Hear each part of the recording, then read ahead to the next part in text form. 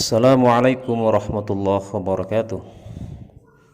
Sahabat Al-Kindi yang dirahmati Allah, baru-baru ini ada kebijakan dari pemerintah, yaitu dari Menteri Agama, terkait dengan volume adzan menggunakan toa. Nah, kebijakan ini kemudian menuai pro kontra. Ada yang pro dan juga ada yang kontra. Pertama, yang pro mendukung kebijakan ini menggunakan beberapa alasan dan juga tentunya menggunakan beberapa dalil yang diambil dari kitab-kitab Turas. Nah, sebenarnya untuk dalil atau ibarat-ibarat yang diambil oleh para pendukungnya dari kitab-kitab Turas itu tidak pas sekali digunakan sebagai hujjah untuk mendukung kebijakan tersebut. Seperti yang saya lihat itu adalah ketika mengambil di kitab Bughyatul Mustarsyidin dalam hal ketika ada seseorang berzikir atau membaca Al-Quran dengan kencang, kemudian ada taswis atau mengganggu, baik itu terhadap musolli yang sedang juga ada di tempat yang sama atau kepada orang yang tidur. Itu memang dalam kitab tersebut hukumnya makruh.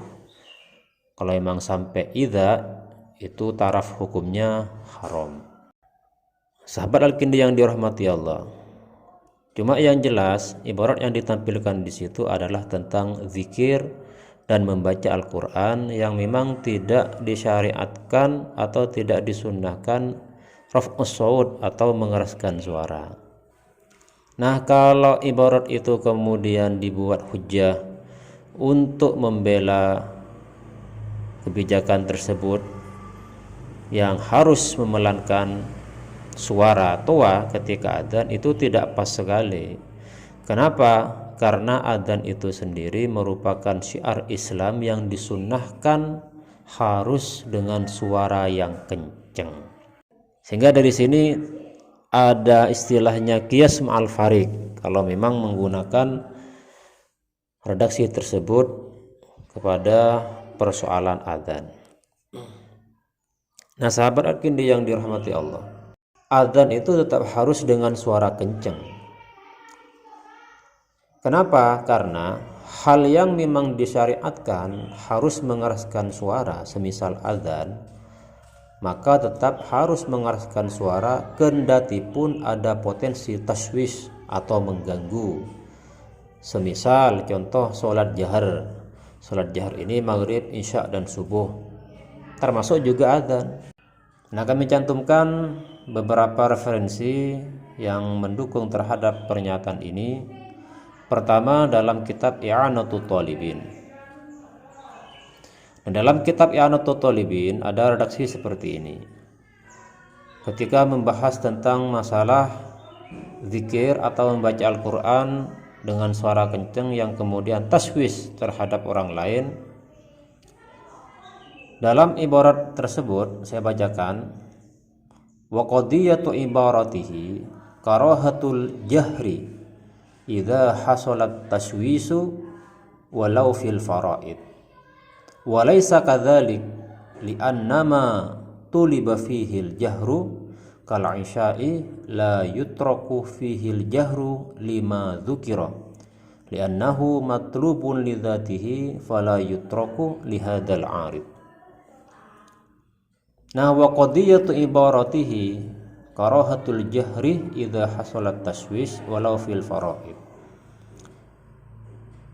Kalau melihat keterangan bahwa membaca Al-Quran atau zikir dengan suara kencang yang kemudian menimbulkan taswis kepada orang lain, itu semuanya mengena, bukan hanya pada zikir atau membaca Al-Quran saja. Ketika ada potensi taswis, sekalipun dalam sholat fardu itu juga makruh kalau membaca ibarat secara sepintas.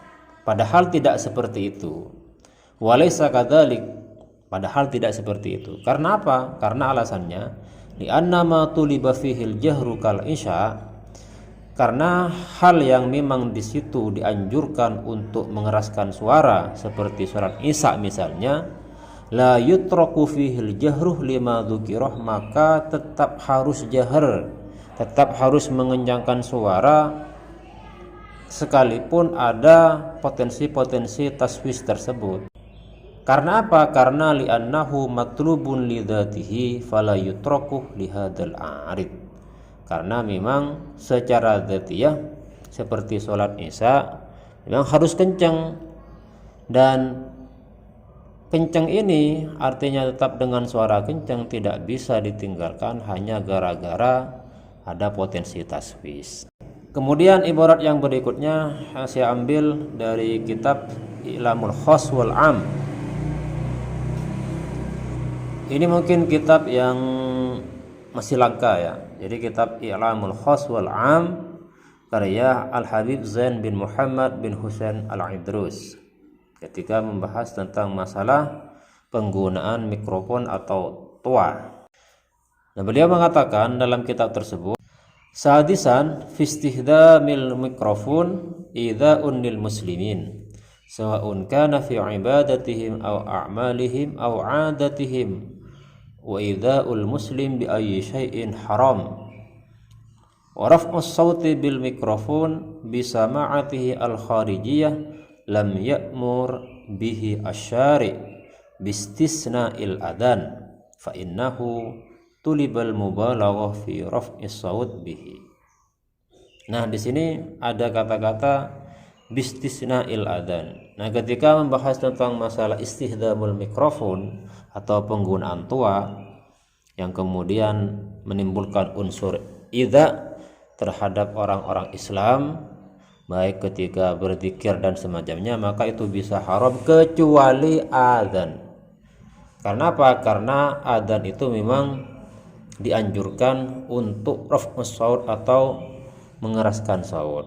Artinya mafhumnya, sekalipun ketika adzan tersebut bisa idza terhadap orang Islam, maka itu tidak haram. Karena alasannya dalam adzan itu memang dianjurkan harus mengeraskan suara. Sahabat Al-Kindi yang dirahmati Allah, demikianlah beberapa referensi atau maraji atau ibarat terkait dengan persoalan azan. Jadi dibedakan ya antara azan dengan zikir dan membaca Al-Quran. Kalau zikir dan membaca Al-Quran kemudian taswis, itu ya makruh karena memang tidak dianjurkan bersuara keras. Kalau azan sekalipun ada potensi taswis atau bahkan idza seperti yang tercantum dalam kitab I'lamul Khas wal Am tadi, itu tidak makruh apalagi haram. Karena apa? Ya karena alasannya dalam adzan memang dianjurkan atau disunnahkan mengeraskan suara. Seperti itu, semoga bermanfaat. Assalamualaikum warahmatullahi wabarakatuh.